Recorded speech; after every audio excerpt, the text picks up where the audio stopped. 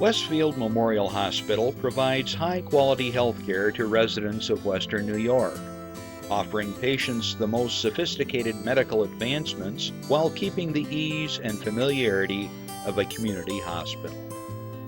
Support for Chautauqua Sunrise has been provided by WRFA 107.9 FM, Jamestown's public radio station, streaming online 24/7 at WRFALP.com. Low power to the people. Chautauqua Sunrise is made possible by a grant from Fredonia Place, a continuing care retirement community providing dignity in a modern luxury environment. Meter's Restaurant, a family tradition for over 50 years in downtown Ripley, is a proud supporter of Chautauqua Sunrise. Meter's provides all-day dining, banquet services, and custom catering, specializing in pie. Funding for Chautauqua Sunrise is provided in part by the Chautauqua County Industrial Development Agency, with offices in Jamestown and Dunkirk, helping businesses to prosper throughout Chautauqua County. From supporting people with disabilities to enjoy great lives, to providing health care services that are available to anyone, the Resource Center has been improving our county for more than 60 years. Learn more about how the Resource Center makes a positive difference in people's lives.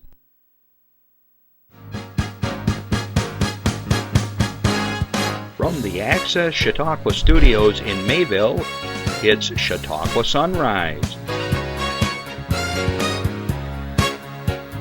Chautauqua Sunrise is hosted by Doc Hamels and supported by the award-winning volunteers at Access Chautauqua.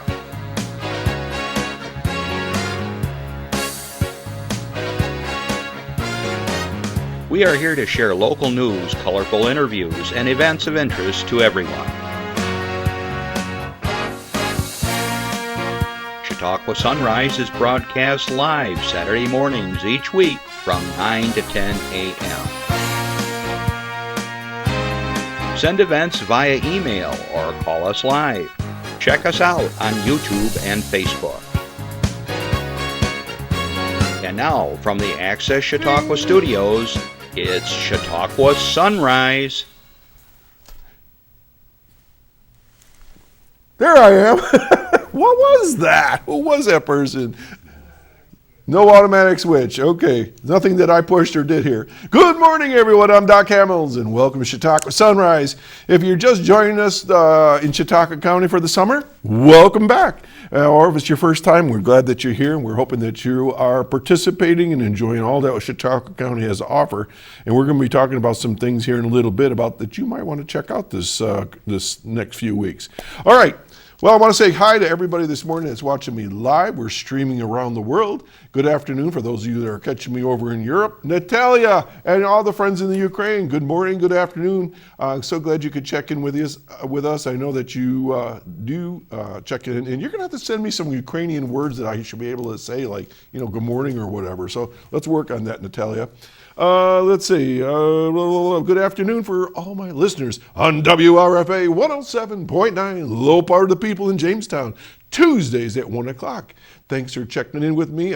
We enjoy the fact that we have a listenership in Jamestown, and we got a really fun show in store for you, and with lots of information as always. Hey, if you want to call in and have a question for myself, my guests, if you have an announcement, a chicken barbecue, a fundraiser, one of those things that goes on throughout the summer and throughout the year, give us a call at 716-753-5225. Or if you're shy and you want to give me a poster or something during the week, email us at Chautauqua Sunrise, all one word, at gmail.com. Okay? So we're happy to do it free of charge. We are like your clearinghouse for information. Okay, let's keep on going because we got a lot to talk about this morning. Hey, we just finished the Mayville Parade. I know it's not called the Mayville Parade, the Chautauqua County parade, because I got in trouble if I call it just the Mayville Parade. But I was in Mayville with my good friend and sidekick, Rick Mascaro. And if you haven't had a chance to watch it, it was a lot of fun this year. And if you go to accesschautauquatv.org, you can catch it, or you can just go to YouTube and Google Chautauqua County Parade 2023. It's all there. It was about an hour and 20 minutes, Justin, something like that. We had a lot of fun, great parade. The weather was like perfect. And yeah, it was just really cool. We had a great time. So that was fun. And thanks to Chris Burt and the whole the crew here, we put together a nice show. Hey, for those of you that watch my video podcast with my co-partner, Jim McQuiston for Oak Island Plus, we just finished up our third episode that will be dropping next week. And had a very kind article in the Post-Journal about what we're doing, and we'll be putting that out here at the studio probably in a week or so. So really cool stuff that I've been working on, and very fortunate to work with some great professionals. Moving right along, I want to do a shout out to the class of 73 at Westfield Academy Central School. The Midnight Growlers are the band I played with. We played last night till my fingers dropped off, my knees were shaking, and my back was about in half. They were rocking it last night with us. First time in a long time I had people line dancing to our music. So it was lots of fun. So congratulations to the class of 73. I made a promise that I would do this every week to my good friends because, as you well know, I'm part of the Tarp Skunk lineup here as I've got my own baseball card, you know. We've got some games coming up this week. Monday, they're playing Newark. On Wednesday, they are playing, what is this? The Niagara Power. That's a good name for a team, huh? Then on Thursday, they're playing, I gotta look up my key here, the Batavia Muck Dogs. And then Friday, they're playing Elmira Pioneers. All right, and wait a minute, I'm sorry, I got the wrong month. Scratch all that I just said. I knew something didn't look right. Monday they're playing Batavia, and tomorrow they are playing the Geneva Red Wings. This is hard to read. Geneva Red Wings, and it's a buyout, so somebody has paid for your tickets already. Is that how it works? I believe. Then on a Monday they are playing Batavia Muck Dogs. Wednesday they are playing Newark. And then Friday, let's see, what's this? Auburn Double Days. And then Saturday, they're playing the Niagara Power. And me and the crew, we're going to go watch them on July 18th. And they're going to be playing Batavia. So we're going to be in attendance that day. I got the tickets already. All right. What else we got going on here? Want to also take a moment to remember the gentle giant from Chautauqua County. Don Reinhout was a good friend. He was someone that I would run into from time to time. And you know, you see him and you think he's like a WWF wrestler. Well, he wasn't. He was a weightlifter. He was a professional. He was a strong man. And his heart was as big as his ability to do what he did. And we had him on the show 3-4 years ago. Don was just a big, gentle giant, and I am so sad that we lost him this week. And I posted the show that he was on with us on our website, so everybody wants to catch that, please do. So Don, we're going to miss you, and our sympathies go out to his family. All right, what else I have here? Okay, so what I got now are some announcements, and then I have my first guest that's waiting in the wings to come on. So let's get through these real quick. All right, first off, let's go to slide 15. Come get muddy and unleash your inner artist at Pearl City Playhouse. We got that, Jeff? Perfect for beginners, this 3-week class offers a fun and creative learning experience in ceramic arts. As you play with clay, you'll get to know our studio and equipment like the back of your hand. We'll take it step by step, led by the talented clay team, as you explore a variety of techniques, building skills, and confidence. In the final session, you get to glaze your own creations and bring them to life. Don't forget to bring your own imagination and a cotton hand towel, and don't be afraid to get your hands dirty. Fridays just got a whole lot more exciting with these classes starting on July 14th. Clay House Explorer sessions are priced at $85 for 3 weeks of instruction.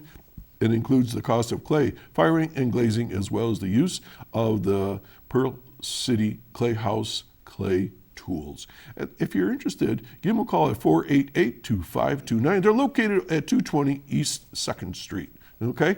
Sounds like a nice project for the summer. All right. Calling all parents of creative kids, Infinity Visual Performing Arts is hosting a cultural world tour camp for kids ages 8 to 12. Camp will be held from August 7th through 10th from 8:30 a.m. to 4 p.m. every day. Students will explore the world as they learn about the music, art, dance, theater, and culture of a variety of countries and geographic locales. Wow, this is like school in disguise. So if you're interested, contact the Infinity Performing Arts Center at 664-0991 or go to their website, infinityperformingarts.org.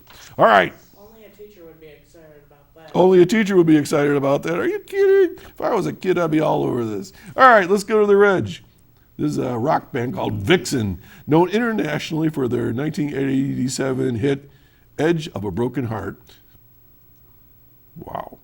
Will perform a live concert on stage at the Reg Lene Center for the Arts tomorrow, July at 8 p.m. They are the only all-female rock band from the 80s who sold over 1 million albums, had 6 videos on MTV, and 4 songs on Billboard's Top 100. Show-offs. Formed in 1980 in St. Paul, Minnesota, the band features longtime drummer Roxy Petrucci, vocalist Lorraine Lewis, guitarist Britt Lightning, how's that for a name, and Brazilian bassist Julia Lagay. Their songs Crying and Love Made Me both charted in the 1980s and are part of the set list, which includes a few Femme Fatales MTV hits as well. So, what's the story? Tickets are premium, $35. Orchestra seats are $25. And that's tomorrow at 8 p.m. Vixen. For tickets, give them a call at 484-7070. Wow, this is going to be a top show, so check it out. All right, what's going on up in Dunkirk? Music at the Point on Wednesdays, all right? So I'm going to give you just a quickie here. The city of Dunkirk is excited to announce the return of Music at the Point Sunset Concert Series every Wednesday from 6 to 8 until August 16th at Point Gratiot. Okay, and the event is sponsored by Stell. Here are the dates, and I won't read them all, but coming up, just a couple of them. Let's see, we've already passed the first one. So the 12th is Gurk and Jerks. Then we got Two Towns. I understand it's a really, really awesome band. And let's just wrap up July, Astro Galaxy Sound. I've heard of some of these guys, but not all of them. So there's the lineup. I'll let it sit there for a second so you can check it out. And if not, you always can contact Scott Mikas at 366-9848. All right? And he's the guy that's in charge of all that. All right. Now, this is kind of exciting. Let's get slide 18 up here. Chautauqua County Day at Chautauqua Institution, July 20th. All right, I'm not going to read the whole thing, but it's free for anybody that's in the area. Free admission and free parking. That's huge. All right. But you got to make a reservation to do this by July 11th. So what's going on? The institution's open all day, and they're going to have morning worship. They're going to have a lecture. They're going to have a panel discussion by the Coalition of Chautauqua County Women and Girls in the YWCA of Jamestown. What else is going on? Afternoon lecture with Tyler Sitt. He's the pastor from New York City. Church Minneapolis, author, Staying Awake. Then we got opera, oh boy, Carmen. That's going to be at 4 p.m. Admission to this event requires purchase of a separate ticket. So if you want to see the opera, you got to pay for a ticket. But you go to chq.org and get your tickets there. In the evening, Chautauqua Symphony Orchestra. They're doing Mozart and Haydn. Okay. Free parking, as I mentioned, if you get your reservations in by July 11th. All right. So if you're interested, give them a call at 357-6250 and they'll get you in. So again, that is July 20th, coming up soon. Free day for Chautauqua institution. Now, this is from the Chautauqua County Clerk's office. This is just a way of an announcement.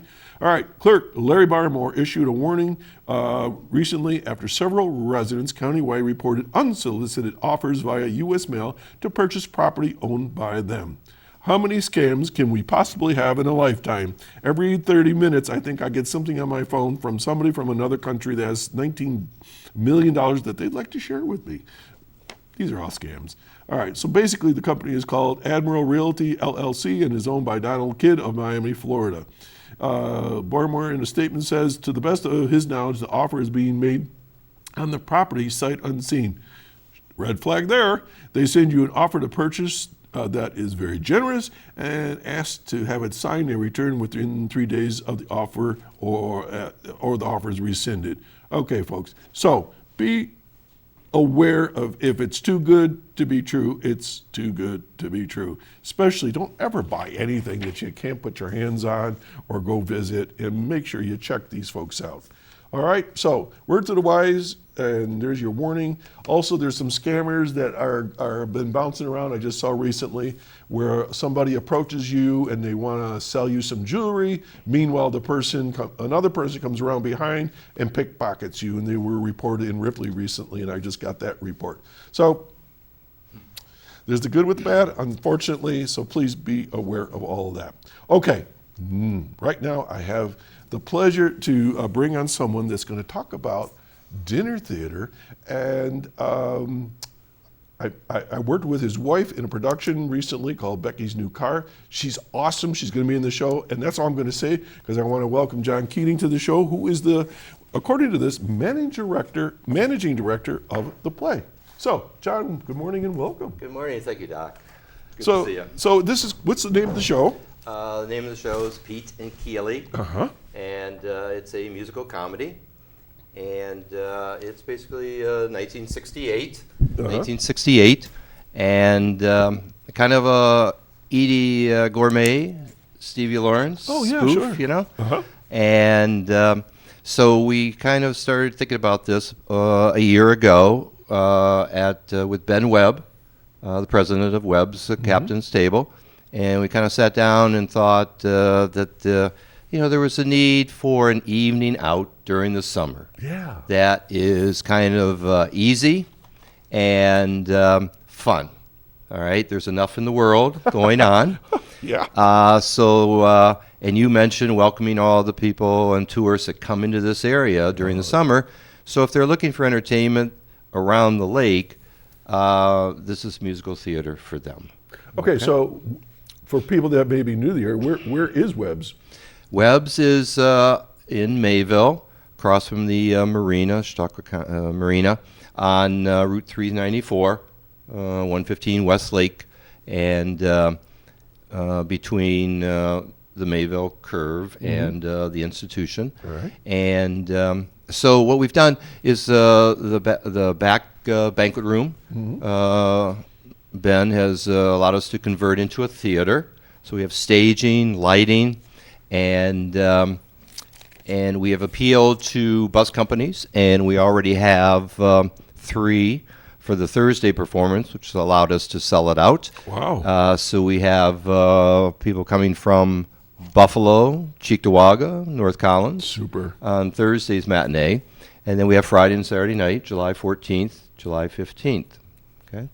I guess one of the things I like to mention is that it's been hailed as the funniest showbiz spoof this side of a Carol Burnett sketch. Oh, wow. So if you enjoyed Carol Burnett through the years, and she's wonderfully... She's still running on MeTV. I always watch Hogan's Heroes, and she comes on next, I think it is, or something like that. And I think she just turned 90, but her sketches are still making people laugh. So the show is set up in that way. So can you give us a little piece or taste of what the show is about as far as the storyline? Sure.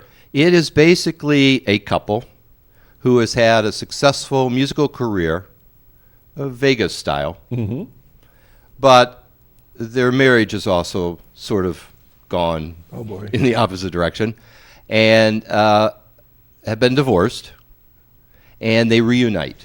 So when you enter the theater, you will be in a TV studio, Oh, NBC. wow. You know, remember the Peacock? Uh-huh. So this is a reuniting of Pete and Keely to have one last, hurrah for their career. Uh-huh. So they reunite in spite of the difficulties they're having with their marriage to pull it off. So that's where it's kind of, it's there's some tension with the relationship, but as true professionals, they pull it off. And Suck it up, the Buttercup. on air light goes on, and they go on and do their show. And so it's this kind of back and forth. So it's kind of it's got the Carol Burnett kind of style to it, but the music is from standards. So Rodgers and Hart and things like that. So you're going to recognize show tunes. This was a successful off-Broadway show down at the John Houseman Theater on 42nd Street, and the creative team is outstanding. And it's just a fun night, and something that for the summer night out is a nice way to spend it. Now, this is dinner theater, right? Yeah. So how's that work? No, it's good question, because in the tradition of dinner theater, the show would go on and people would be eating. And many performers would say, oh my God. Clinking of glasses and silverware dropping. Exactly. That's the atmosphere of dinner theater is like, it goes on your resume, but you don't break. You got to do it. Yeah. And then you move away from it. So what we were thinking is we kind of think of it as dinner plus show. Okay. So if people want to come have dinner, they can come in at 6:15, have their dinner. Okay. Everything will be cleared All right. for the 8:15 show. Oh, so you can do either. And Both? I made it so you could also buy just single tickets. Okay, so let's talk about pricing then. So pricing, $75 for a 4-course meal. Wow. Plus the show.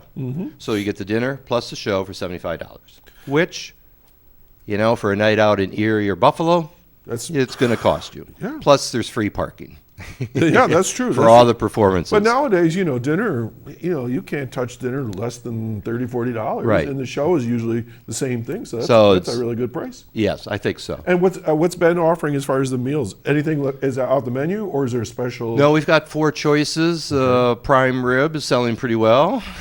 Salmon, One of my favorites. Chautauqua chicken, and a pasta salad.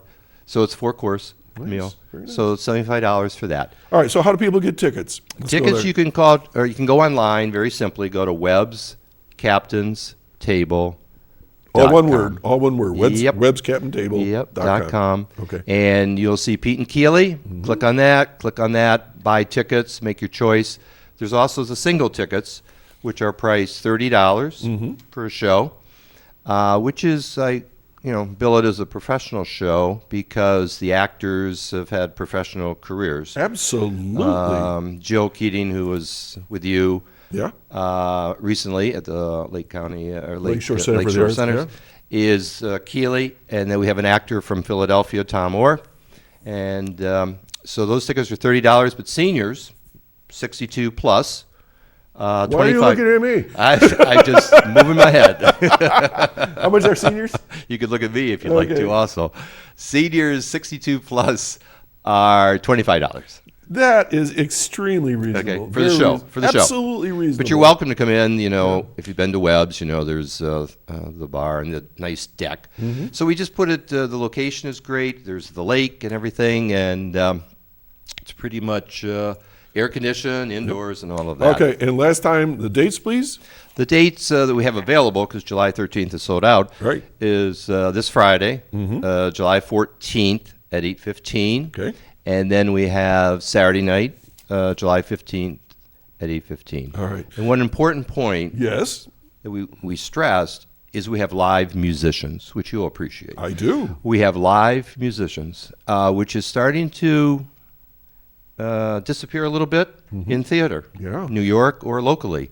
So we have Drew Minton from Sherman and from his traveling group, and we have Brian McDougall, who is a band teacher. Drew is from Sherman. Brian McDougall is from Chautauqua Lake. Okay. So we've hired locally. Very good.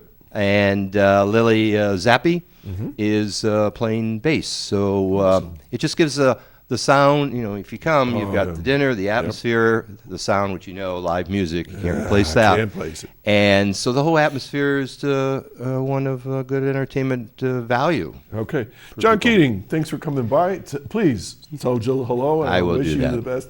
And I would share with you what she used to share with me, but I can't because it's a French term that means something. Oh, okay. All right. Anyways, Thank you so much guys, for your time. Pete and Keely at Webb's, we're going to take a little break, so we'll be right back. Take this in, please.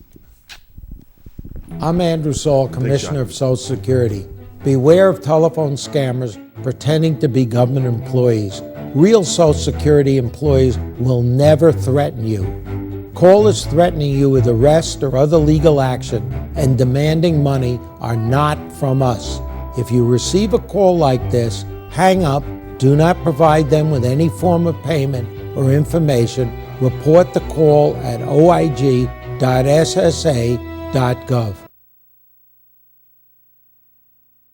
More scam. Everybody's after you, money or try to get into your bank account. Folks, here, my next guest is no stranger to the studio here, Greg Carlson. He's with the Chautauqua County Veteran Services. And Greg, welcome back. Thanks for having me again. Again and again and again. As you said, I think you are my most popular guest because you're on at least a couple times a year. We kind of switched you up this year, kind of gave you a Memorial Day off, and here we are in July already. Holy mackerel. I don't know about most popular, maybe most frequent. Most frequent. Okay, well, you are popular because I know that a lot of times the veterans are listening in, and you always have good information.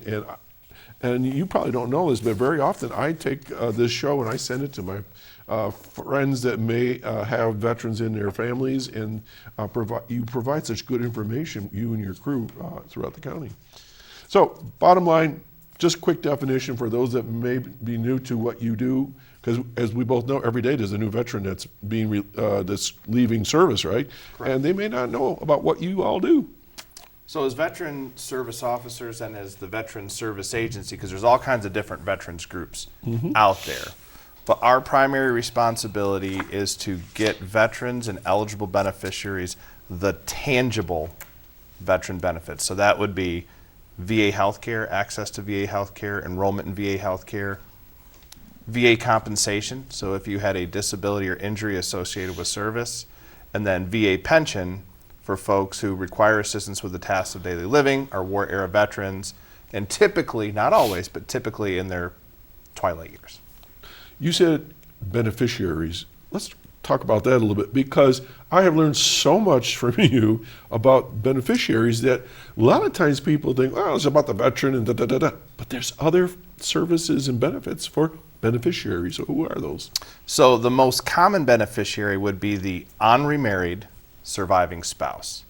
So 90% of the time, that is going to be the most frequently used So in this case, person. a widow or widower A widow. who has not remarried. Correct. So once they remarry, And they were not divorced prior to. Oh, okay. Right, So there's a little stipulation. So they were there. living continuously with the veteran, unless, of course, the veteran was in a assisted living or nursing Right, home. That's a right, different right, situation. right. But married continuously till the time of death, and then the unremarried surviving spouse. There's exceptions to every rule, but I'm speaking in generalities. So what you're saying is if someone remarries, then they lose those benefits? Not always, but I don't in want to general- confuse but the in general, situation. Right? okay, Don't want to yeah. confuse the situation, because there's always like circumstances where a veteran dies in the line of duty. The spouse is getting benefits. It's a little bit different. Okay. Generally speaking, Okay. unremarried surviving spouse for new benefits. Okay. What about children? Are there anything for children? So if you are the surviving child of a veteran who was killed in the line of duty, there are educational benefits. Also, if you are the child of a living veteran who is 100% permanently and totally disabled, there are also educational benefits. Really? Like what kind of educational benefits? A type of educational benefits where they pay tuition, they give you a monthly stipend, they help pay for books. And there's slightly different programs, and I don't want to get too specific there. Give us a call, but we call them Chapter 35 benefits. And this is like for higher education? For higher education. No kidding. Many 100% permanent and total veteran children are going to school right now, using Chapter 35 benefits. You know, you and I have talked about so much over the years. Maybe this is the first time I've heard this one. So that's why I keep asking you questions. So what do we mean by 100% disabled? I think that's the term you used. Correct. So are we talking about somebody that's wheelchair bound? Or? no, they don't necessarily have to be wheelchair bound, but it is somebody who the culmination of their disabilities equals 100%. So who determines that? So that's the Department of Veterans Affairs, and it would depend upon the severity of their injuries. For example, Please do. Let's say a veteran was severely wounded, right? And they do have, let's say they're a quadriplegic or a paraplegic, and they're just 100%. They can still work. There's no prohibition of work. They still get all their VA benefits. They still get paid by the VA, and there are people who do accountants, and they have a skill that they can still use even though they may not have use of their legs. So just being 100% doesn't necessarily preclude you from working, but it means that the culmination of your service-connected disabilities equals 100%, using VA math, which isn't perfect math. There's another category where if a veteran has a total combined disability rating of 70, 80, or 90%, but their highest percentage disability or their most severe disability prevents them from gaining or maintaining meaningful employment, they can be paid at the 100% rate. Now, in those cases, those folks getting paid at the 100% rate can't work because it is contingent upon them not being able to work. So they're not a true 100%, meaning when you add up all their disabilities, they might be 80 or 90% based on the VA math, but because of the severity of their injuries and other particulars, they pay them at the 100% rate. So that's based on unemployability. They get paid the same, the benefits are the same, the road to get there is different. So please tell me you sort this all out with veterans. Correct, sort it out. And that's why it's always hard when you talk about veterans benefits to give specifics, because literally every veteran is different. Okay, so this is the point I want to make, and that's why I asked you the question, because I was kind of leading you into this direction. Okay. Someone walked into this room right now, you're talking to them, they're walking, they're talking, they could have 100% disability for a variety of reasons. Past PTSD. injuries, PTSD, they could have some type of medical condition where they're taking medications to treat that service-related whatever it was, but you would not know that. Is that true? That is true. Here's a primary example, and we're going to talk about this here in a minute. So Let's do it. it's perfect. So let's talk about presumptive conditions. Oh boy. All right. So this is something where there's obvious service-connected disabilities. Here's an example of an obvious one. A guy is a paratrooper. He's in the Army. He jumps out of an airplane. He injures his leg. His leg is never quite the same afterwards. He is given a direct service-connected disability because he injured himself on active duty, in the line of duty, jumping out of an airplane. That's direct service connection. And a percentage is assigned Yeah, to percentage is assigned to that. 25% disabled or something like that. Yeah, they work in 10% increments, but that's okay. That's all right. So 20%. We'll call it 20%. Okay. Now, we have something called presumptive conditions. So Agent Orange would be an example of this. Okay.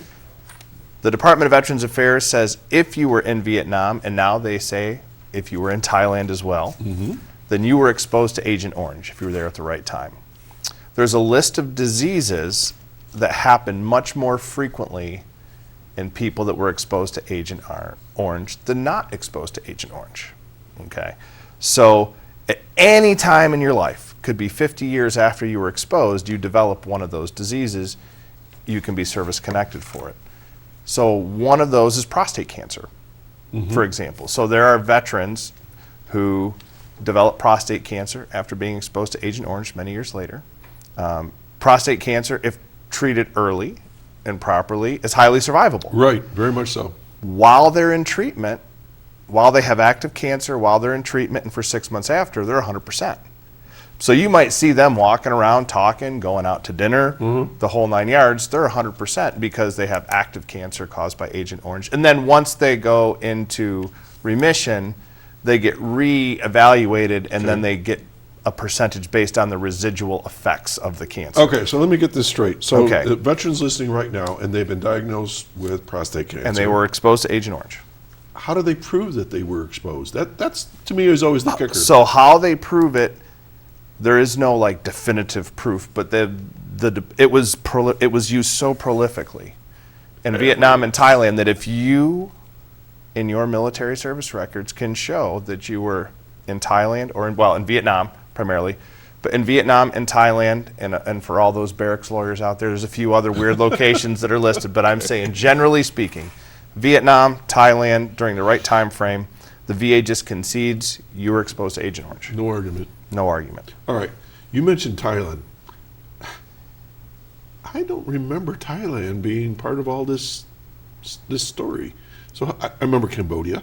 I remember Vietnam. But let's talk about Thailand a little bit. What was our role there? So Thailand primarily was where a lot of our air bases were. Oh, okay. Okay. And aircraft would fly out of Thailand. They'd fly over Vietnam. Mm-hmm. Thailand used Agent Orange just like Vietnam did, because they would use it to destroy the vegetation around them for security purposes. So around the air base, they would spray Agent Orange. So to like kill all what the we do with foliage. Weed Killer. Yep. Oh boy. And then there's another kind of strange thing that people don't realize, and that is it was so good at killing everything that it touched that if you wanted to build a PT field for your airmen to work out on an air base in Thailand, they would spray it with Agent Orange to kill all the vegetation, flatten it out, bulldoze it, Why not? throw a building on it. So in Thailand, Agent Orange was used. Well, for years and years and years, you had to be in a very specific career field to be considered exposed to Agent Orange. So you had to be a military policeman or an Air Force security policeman, because You were out there. they said you worked near the perimeter of the base where the Agent Orange was used. But then what they realized was that everybody who was on the base Oh yeah. just could have been exposed to the Agent Orange. As a matter of fact, one of the clients who we worked with, his barracks, they had pictures of it. They showed like, here's the fence. And their barracks was right next to where they sprayed it. So now, as of the fall, Thailand, it doesn't matter what your career field was, if you were in Thailand during that Vietnam era, you get the same exposure. Is this a relatively new concession? Very new. So Okay. fall of 2022. In fact, Wow. this has returned us from a volume standpoint to our pre-COVID levels. So we were a very busy office before COVID. COVID hit, we weren't as busy, and we never got as busy until the PACT Act was passed. So the PACT Act added a bunch of presumptive conditions. Not presumptive conditions. Added a couple of presumptive conditions, but added locations Okay. where they finally said, yeah, we know Agent Orange was used there too. And also for our Gulf War veterans. And Gulf War extends all the way from the original Gulf War in the 90s, early 90s, 1990, up through Iraq and Afghanistan, a big list of presumptive conditions. Like what? So several different types of cancers.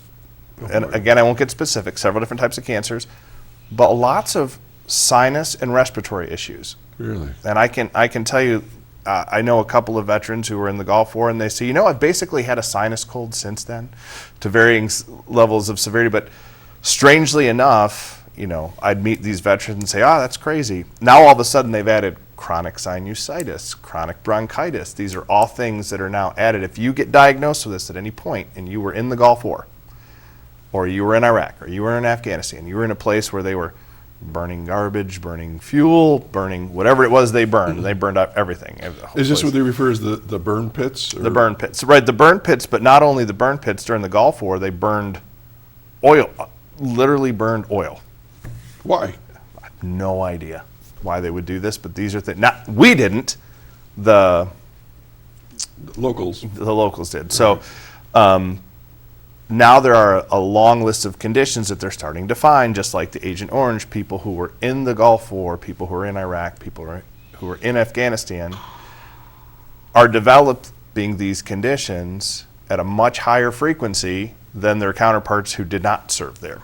So, Okay. One of the things I ask you every time, and to me it's very important, is the definition of veteran, because I know a lot of people say, well, I was only in for a couple of years, I'm not a veteran, or blah, blah, blah, blah, blah, blah. But you kind of make it a lot simpler than that.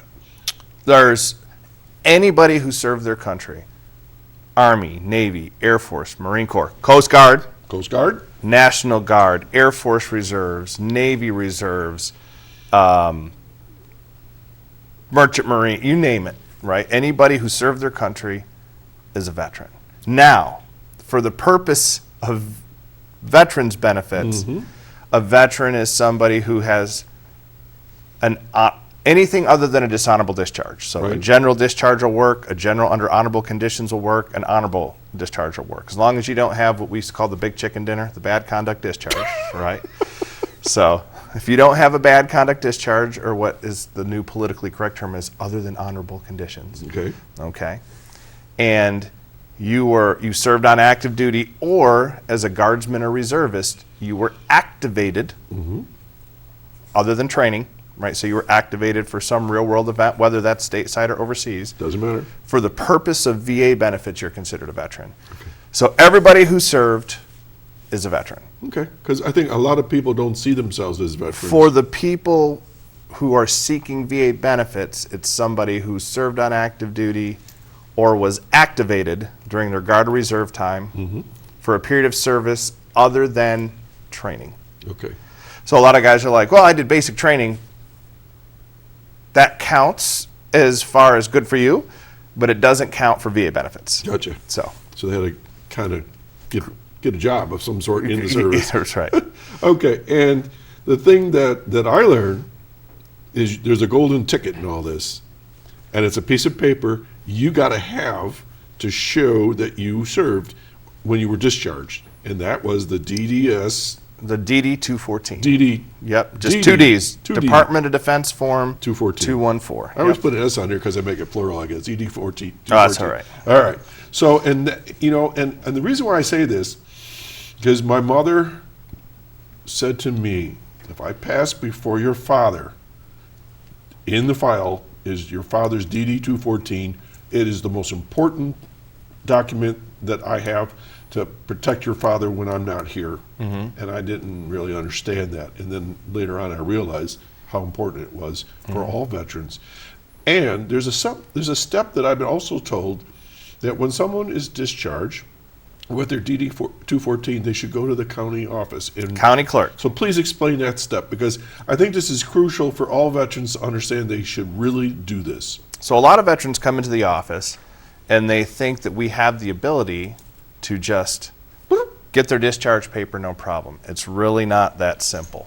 Unless, when you're discharged, you take your DD 214, you go to the county clerk's office. And That's Larry Barmore. Yep. His office. And you record, just like you would record a marriage certificate or a birth certificate, you record your DD 214 with the county. So then you will have a permanent record of it, and we can pull it up at any time. Right.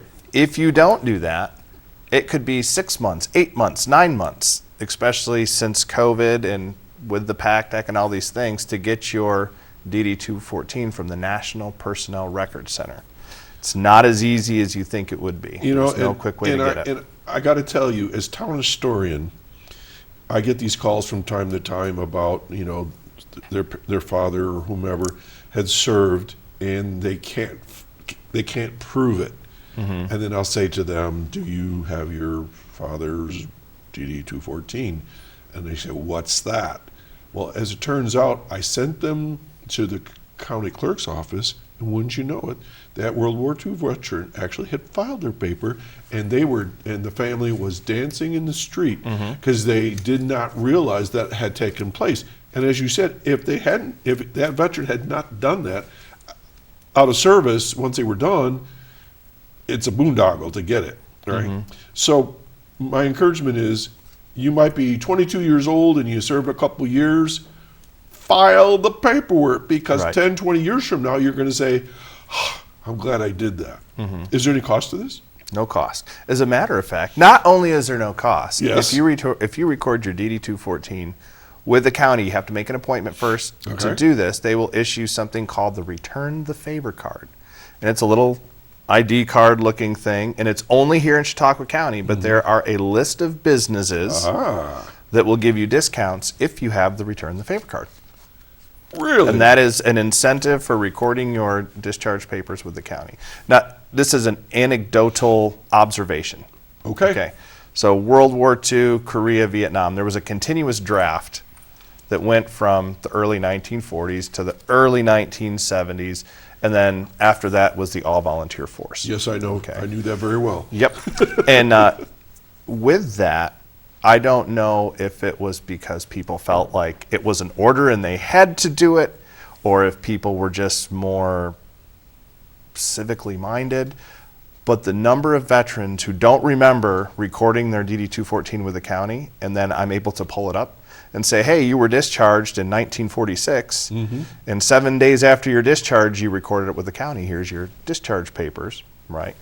Or for the children of a World War II veteran. Right. Same thing with Korea, same thing with Vietnam. They're astonished because they don't even remember doing it. But I just think that during that era, as they were getting discharged, some grizzly sergeant said, when you get home, record your DD-214 with the county. I'll come get you. Or I'll come get you. And they believe that to be true. Drop and give me 100. Right? They believe that to be true because that is something that seemingly, I'm going to guess, 80 or 90% of veterans who served during that draft era did.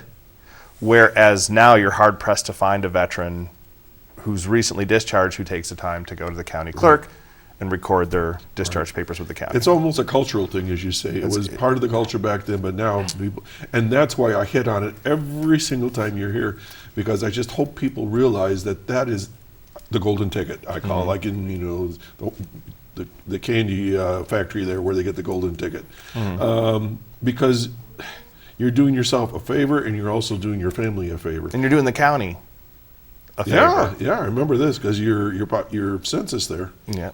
And for a lot of different things, for veteran programs, for historical purposes, just for maintaining our culture.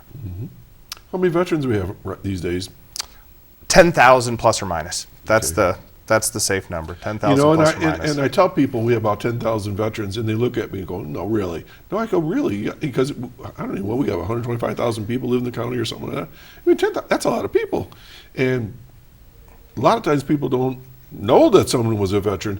And this is where I want to go with this conversation real quick. And I know that I get redundant on this, but I recall saying this with you. My mom said to my dad and me, "Don't send your father to the VA. He's got good insurance. Don't mess it up. Don't do anything." And she was absolutely 100% wrong. Correct. So what should a veteran do as far as the minimum of staying in contact with VA services? Okay. Not every veteran is eligible for VA health care, but we're not going to get into that. For the veterans who are eligible, enroll in VA health care. It does not affect your Medicare. It does not affect your Medicare supplement. It does not affect your ability to go to a private health care provider. It does none of those things. You can use the VA as much or as little as you want. Here's why it's important to enroll if you're eligible. A, VA healthcare is fantastic, especially if you go to the clinics. They've invested a lot of money since 9/11. Whatever old wives' tales were told about how bad the VA is, that has not true. It was either not true or it's been corrected. Well, I mean, not true today. You're right, not true today. The second piece of the puzzle is that the Department of Veterans Affairs, when they set up their manning for a clinic, it's not based upon the number of visits they have per year.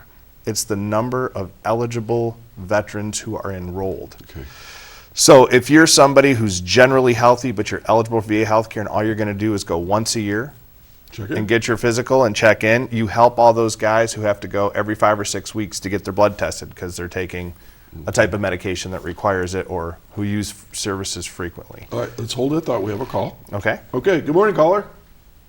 Good morning, Doc. Good morning, Greg. I have a question on the DD-214. DD-214, yep.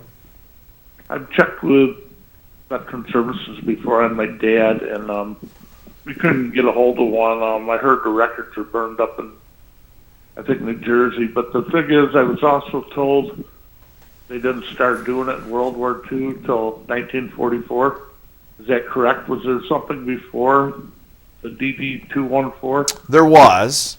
I don't want, so we just say DD 214 to not confuse the situation. That was a form that came out after World War II. The World War II era discharge was a different form number, but for the purpose of not confusing everyone, we just call it a DD 214. It's a common name, yeah. As far as the fire destroyed some records, not all records. So it was Air Force and Army, certain names from World War II to 1964. But the fire happened in the early 70s. It was just a part of the building that was burned. So one thing I like to take credit for that I actually did nothing to earn the credit for is I'll have a Vietnam veteran who served from, let's say, 68 to 70. And he'll come in and say, all my records were burned up in the fire, because the fire did happen in the early 70s after that veteran served. And I'll know, because I'll know the section of the building that was burned, no records after 64. I'll go, I think I can get your records. And we'll go through the process, and I'll get the records, and they'll think that I did something miraculous. But my trade secret is that I know that the records were actually intact and not burned in the fire. But you got to take wins every once in a while, so I'll go with that. So there was a fire, but it did not destroy the records. No, it destroyed a lot of records. Okay. But the section it was just under the section of the building that was destroyed was records World War II Gotcha. to 1964. So if you served after 1964, You were and cool. it was alphabet, it was like Yeah. A through, I'd have to look it up Yeah, yeah, specifically. But so there were a large number of records that were complete losses that were burned in the fire. Okay, caller, does that Okay, help? thanks a lot. Okay, Yep. thanks for calling in. So what do you do with that World War II veteran that have the name Adams? Well, fortunately, they are able through alternative sources to come up with, there's a verification of service form. Okay. And in those cases where the records are a total loss, it helps sometimes because they have no evidence to the contrary. Ah. So if the tie goes to the runner type of thing, so if the veteran says, hey, I had this injury while I was in, now this doesn't happen very often, I had this injury while I was in, and they file a claim for it, and there's absolutely no record to disprove it. I've actually read narratives on comp and pen exams where they say there was no evidence to the contrary, the veteran was a good historian, therefore we concede it's at least as likely as not that the veterans pick your injury. Well, and chances are a lot of veterans have pictures when they were in service. They might have letters or some other documentation from a sergeant or some correspond. My dad had all kinds of things like that. Buddy statements, we call them. Yeah. Guy you still serve with. If you have a buddy statement, that's a great piece of evidence. What's that? Medical records. Would that help? Yes. So I go back to the kind of the beginning of our conversation where I say, when I talk about veterans benefits in a public forum like this, I talk in generalities. So 80% of the time, 90% of the time, this is true, because no matter how many times I give a talk, I have somebody who says, but this one thing happened, which is true. These things do happen. You do have your 10% of the time, somebody has a different circumstance, but the mass majority of the time, the general rule things are what I like to cover. There's a program, and I really would like to bring them on next time if you think about it. And I call it Veteran to Veteran, and it's a new program that's been around a few years that you guys establish, and I can't remember the title of it. The Private First Class Joseph P. Dwyer Program. The Dwyer Program. Yep. Can you talk a little bit about that and how that's running and where people can... It's now statewide. Is it really? Just about every county in the state has a PFC did it Dwyer start program. here? Did not start here, but we were probably Very early on. I'm trying to think of how many counties there are in the state. If there's somewhere around 60 or 62 counties in the state, we were like number 17. Okay, so talk about that. Right around there. So let's talk about PFC Dwyer first. Yeah, There's a sure. famous picture of him, and it was on the cover of many magazines. He was a combat medic in Iraq in 2003. So right when the invasion everything first started happening, and he was a combat medic, and he had rescued an Iraqi civilian child. Wow. And there is a fairly famous picture. If you saw it, you'd recognize it. And it has Private First Class Dwyer, and he's holding this child, and he's carrying him out of whatever life-threatening situation he was in. And it was a viral picture that made its way around. So that's kind of how he became known. Okay. So he left the Army and had severe PTSD. Oh, I bet. Severe PTSD, and he fell through the cracks of the VA system for whatever reason. I don't know what the circumstances were, why he fell through the cracks, but ultimately what ended up happening is he took his own life. So this would have been... I did not know that story. 17 years ago. So he was from the New York City area, New York State, and his family came up with this idea for, in his honor, to have a program that was a peer-to-peer, non-clinical thing that would help veterans like him. So when you say non-clinical, no shrink is going to be there. Not initially, but it's one of those things where it's a different way of reaching out to veterans. Well, why I say that is because Yeah. that turns people off right away. Yeah. They go crazy. That I'm going to be labeled. I got to, blah, blah, blah, but this is Not that. You're waiting. You're not waiting to see a VA provider. If you're not comfortable going to the VA or talking about your issues, it's a non-clinical peer-to-peer program. No two Dwyer programs in New York State are exactly the same. New York City doesn't do it the same way as Chautauqua County does it. Cindy Reedy is the program coordinator. She is fantastic. She has so many best practices. When they have new Dwyer people around the state, they send them over here to Chautauqua County to see what she's doing. Wow. And what's great is the number of Dwyer folks who are getting no tangible benefits, that by the time they get comfortable, they get to know people. Hey, you need to go see Big Mike, or you need to go see Greg, or you need to go see Dunkirk Dave, and they'll stick their toe in the water reluctantly. It might take 18 months, it might take 2 years, but eventually they find themselves in VA healthcare, receiving the benefits that they've earned through their service, and none of that would have happened. And their quality of life is greatly improved because they're getting out and doing things and surrounding themselves with people that they're comfortable with. And I'm not trying to make fun about this at all. I'm very serious about this. When I'm thinking about what these folks are doing right now, this reminds me of when the guys would go to the VFW and they'd sit around drinking a couple beers and talk about their experiences, and they would go home and feel better, perhaps. Or they would at least know that they were talking to a brother in arms or sister in arms where they understood what they were feeling, but they weren't necessarily getting better for it. Right. But that was, like, I see people doing that, but this would take it a next step. And not that there's anything wrong. I strongly encourage you to support your local legions, support your VFW, but this is a little bit deeper than that. Right. In that one of the most popular things we have is the Vietnam Veterans Coffee Hour.